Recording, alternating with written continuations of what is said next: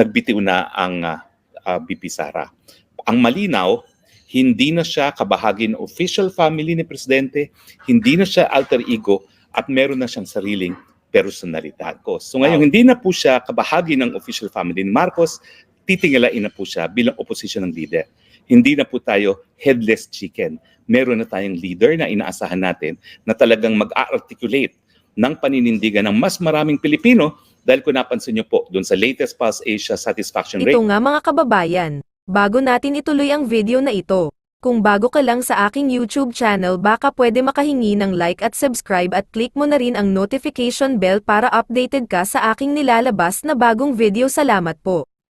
Mga alas 2 ng hapon, inanunsyo po ng Presidential Communication Office na nagbitiw na si VP Sara bilang kalihim ng Department of Education at bilang Vice Chairman ng NTF-ELCAC.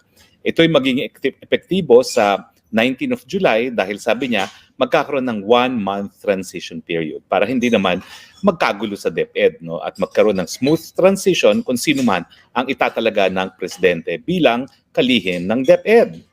Inaasahan ba natin ito? Well, opo. Kasi ang katotohanan, nagsalita na si VP Sara nung sinabi niya na ang unit team ay para sa panahon ng eleksyon lamang at tapos na yan at nagpapasalamat nga siya dun sa mga sumuporta sa unit team. Ang basa ko doon, desidido na ang ating Vice President na magbitiw. At totoo naman, siya nagbitiw na. No? Now, ano ibig sabihin nito? Well, ang pagiging miyembro ng kabinete, ibig sabihin, ikaw ay alter ego ng Presidente. Ikaw ay extension ng Presidente.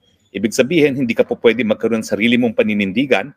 Lahat ng iyong sasabihin, lahat ng iyong gagawin, ay gawain at sabi ng Presidente mismo. Yun ang tinatawag na alter ego. Ang correct term talaga dyan is qualified political agency kasi lahat ng trabaho doon sa kalihim mo ay trabaho ng Presidente. So ibig sabihin, kapag ikaw ay alter ego ng Presidente, hindi ka dapat nagkakaiba sa posisyon ng Presidente sa mga pulisiya. No? At alam naman natin na talaga naman pong parang nagkakaiba na sila ng Presidente mula nung nagsalita siya na mali ang pag-uusap ng kapayapaan sa panig ng gobyerno at ng teroristang CPP-NPA. Now, hindi lang naman po yun ang dahilan sa tingin ko kung bakit nagbitiw na ang VP Sara. Ang malinaw, hindi na siya kabahagi ng official family ni Presidente, hindi na siya alter ego, at meron na siyang sariling personalidad. Now, tanungin natin, ano kaya yung mga nag-udyok kay VP Sara? Well, syempre, nandyan yung katotohanan na sira na po yung relasyon sa panig ni VP Sara at ng pamilya ng Presidente. Tingin ko, okay pa rin sila ng Presidente. Pero ang katotohanan niyan, ilang beses na siya inisnab ng ating First Lady. No? Parang 2 beses na yan.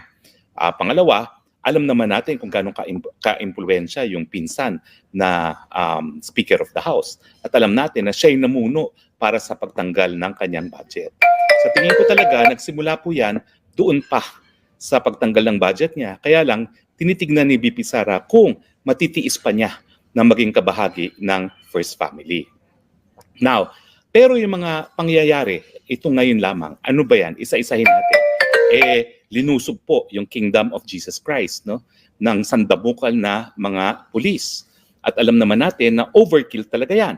Siyempre, ang Kingdom of Jesus Christ, kilalang supporter ng mga Duterte at dyan pa sa syudad ng Davao. Parang, pwede ba, konting respeto naman, no? Syudad ko to, no? Bakit yun man gagawin to?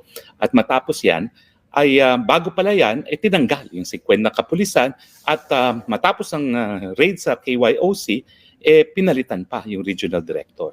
So parang tinatanggal nila yung power ng kanyang kapatid na mayor ng Davao na magkaroon ng police power kumbaga sa syudad. Malaki po yan. Okay? Bukod pa dyan, ano pa? Well, nandyan po yung inkwentro ngayon sa Scarborough Shoal.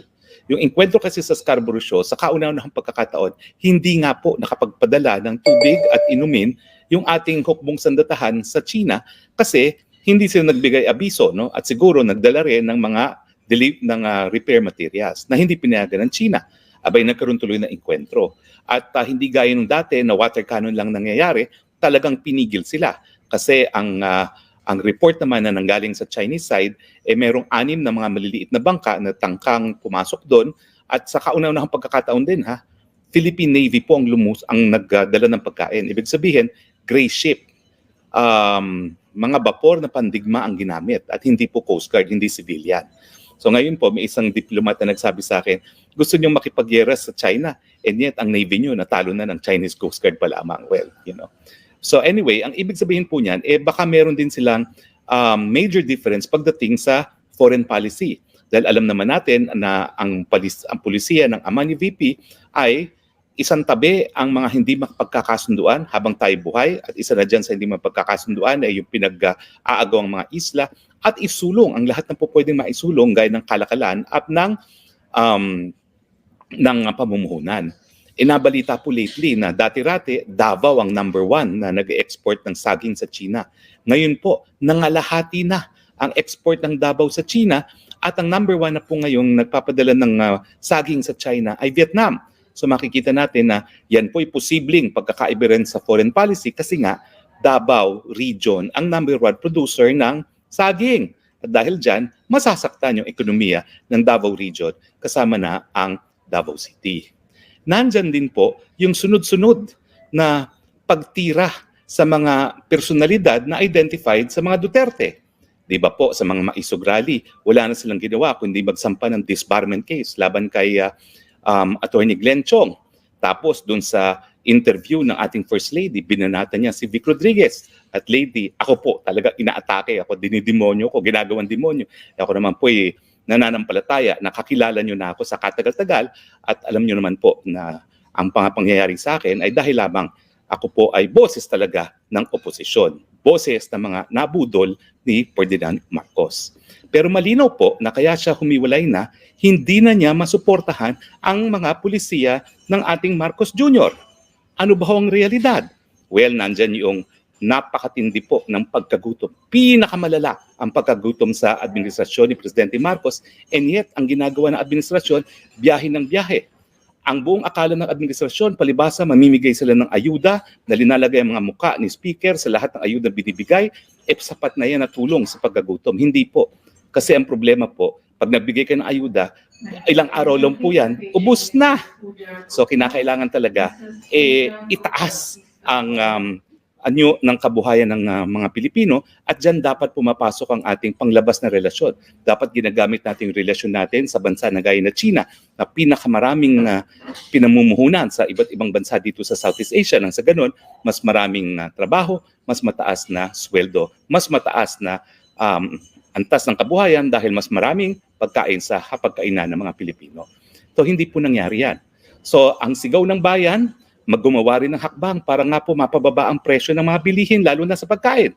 Pero yung presyo ng pagkain po napakataas dahil nga po hindi natin pinangangalagaan ang kapakanan ng ating mga magsasaka. Aba, ang solusyon natin, import. Dapat ang solusyon natin, tulungan natin yung mga magsasaka para mas mapalaki ang kanilang ani nang sa ganun, maitaas ang antas ng kanilang kabuhayan. Yan po yung addressing supply side inflation na tinatawag na hindi po nagagawa. So yan din po ang major change in policy nila ni BBBM. Si BBBM for importation, si BP Sara for improving productivity of local farmers. At syempre po, nandyan na yung panlabas na pulisiya natin, defense policy. Yung paring pagkukonsyaba ng gobyernong ito sa pamamagitan ng peace talks doon sa teroristang CPP-NPA na alam natin, malakas talaga ang paninindigan ni VP Sara. No? Dahil sa mulat-mula, nung siya ay mayor ng Davao, isa sa accomplishment niya ay nawala yung insurgency sa kanyang syudad, no? Sa pamamagitan nga ng pagtaatas ng antas ng kabuhayan ng kanyang mga kababayan. So, anong ibig sabihin? Hindi na siya alter ego, hindi na siya kabahagi ng administrasyon. Bakit? Dahil mga panupil ng karapatan, gaya ng nangyari sa KOJC, panunupil ng karapatan ng pagkukulong kay Badoy at saka kay Eric, panunupil ng karapatan ng malayang pananalita na pagsarado ng SMNI, paninira doon sa mga tumatayong leader ng maisog, no? Glenn Chong, Vic Rodriguez, Harry Roque. Now, ano ngayon na magiging papel ni Inday Sara? Sa totoo lang, ako, bilang kritiko ng Marcos administration, isa sa aming tingin kung bakit medyo naliligaw ang mga oposisyon kay Marcos ay dahil walang leader. Paano ka nga magiging opposition sa Marcos? Samantalang ang inaasahang leader ay nandoon, kabahagi pa rin ng official family ni Marcos. So ngayon hindi na po siya kabahagi ng official family ni Marcos, titingalain na po siya bilang opposition ng leader. Hindi na po tayo headless chicken. Meron na tayong leader na inaasahan natin na talagang mag-articulate ng paninindigan ng mas maraming Pilipino dahil kung napansin niyo po doon sa latest Pulse Asia satisfaction rating, talagang nasa nasa poor na ang net satisfaction rating ni Presidente Marcos dahil yan po ay nasa 30s na.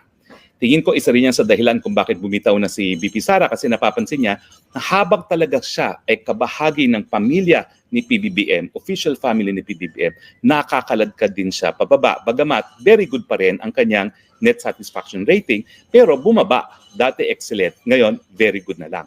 Pero ayaw na niya maging madamay pa kay PBBM na nasa poor rating na o di naman kaya good at its very best. So, yan po ang mga paningin ko. Wala na siya sa presidente dahil ayaw na niya maging kabahagi ng administrasyon dahil sa mga issue ng panunupil ng karapatan at yung estado ng ekonomiya. At ngayon, na-realize niya na ang liderato ng opposition, hindi naman po pwede yung tatay niya na 80 anyos na pagod na, tinanggap na niya ang hamon para maging leader ng opposition.